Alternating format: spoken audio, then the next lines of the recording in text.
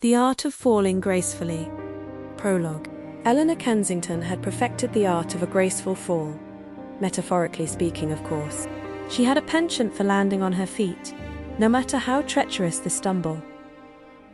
It was a skill honed through years of high society betrayal, calculated whispers over overpriced cocktails, and the peculiar way men with soft hands and hard hearts assumed she would never see their duplicity coming. She always saw it coming. She simply enjoyed the spectacle, but even she had to admit, her husband, Victor Langley, had outdone himself. It wasn't the affair that surprised her. Affairs in their world were as common as bad plastic surgery and aging debutantes still clinging to their pearls. No, it was the sheer lack of effort that stung, the laziness of his deception, the audacity of conducting an illicit rendezvous in their summer home, her summer home, the one she had inherited from her grandmother. A woman who could cut a man down with a single well-placed adjective. Eleanor had always admired that about her. So when she arrived unannounced one Friday afternoon, only to find Victor entangled both literally and figuratively with none other than her Pilates instructor, she did not scream, did not cry, did not even dramatically drop the bottle of Chateau Margaux she had been saving for a particularly satisfying occasion. Instead, she took a sip straight from the bottle, tilted her head, and said, "Victor, darling, if you're going to defile my great-grandmother's fainting couch, the least you could do is fix your posture. Slouching is unbecoming." Chapter 1. The Beginning of the End. To understand Eleanor Kensington and Victor Langley, one had to go back 2 decades, to when their romance first ignited under the gilded chandeliers of a Fifth Avenue ballroom. He was the son of an oil magnate, effortlessly charming, with a carefully curated air of nonchalance that masked his relentless ambition.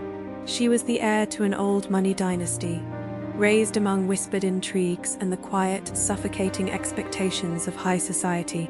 Their courtship had been a game of strategy, as much as passion.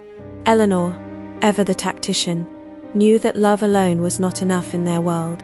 Marriages were mergers, alliances forged in designer tuxedos and family crests. But Victor had been different, or so she had thought. He had spoken of breaking the mold, of building something real amid the artifice. And for a time, she had believed him. They had been the golden couple, until the cracks began to show. Victor was brilliant, but brilliance, untethered by integrity, was merely cunning. His business dealings became murkier, his promises more elaborate.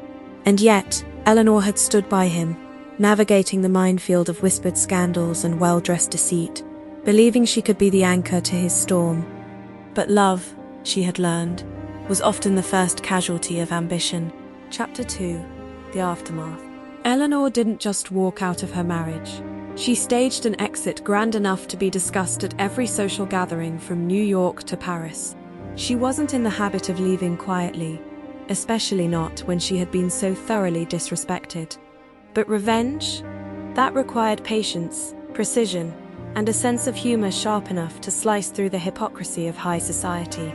The divorce proceedings were not simply a battle. They were a war waged with diamond-encrusted gloves. Victor's attorneys came in armed with loopholes, threats and veiled insults about her delicate emotional state. Eleanor countered with receipts, leaked emails, and a very public auction of all the gifts Victor had ever given her. Proceeds donated to a women's empowerment fund. Chapter 3. The Art of War. Eleanor's reputation had always been one of quiet elegance, but now she was the storm that tore through Victor's life, scattering his carefully constructed empire like leaves in the autumn wind. She dismantled his financial stability, not out of pettiness, but as an act of poetic justice. His fortune was built on deceit. It only made sense that it should collapse under the weight of its own fraudulence. By the time she was finished, Victor had lost his penthouse, his influence, and, most delightfully, his mistress, who had, rather ironically, taken up with an older billionaire with fewer pending lawsuits. But just as Eleanor began to savor her victory, an unexpected twist threatened to derail her plans entirely. A mysterious figure from Victor's past, one he had conveniently neglected to mention, resurfaced with a proposition that could undo everything she had so carefully constructed. Chapter 4. The Counterplay. Enter James Radcliffe, a charismatic yet dangerous investor with ties to both Eleanor's late father and Victor's ever-expanding list of debts. James had a knack for finding leverage, and he had found it in the form of a legal loophole, one that could potentially strip Eleanor of her inheritance and leave her vulnerable in ways she hadn't anticipated. Suddenly, it wasn't just Victor she had to outmaneuver. It was an entire web of deception, one that stretched back decades and had far more sinister implications than she ever could have imagined.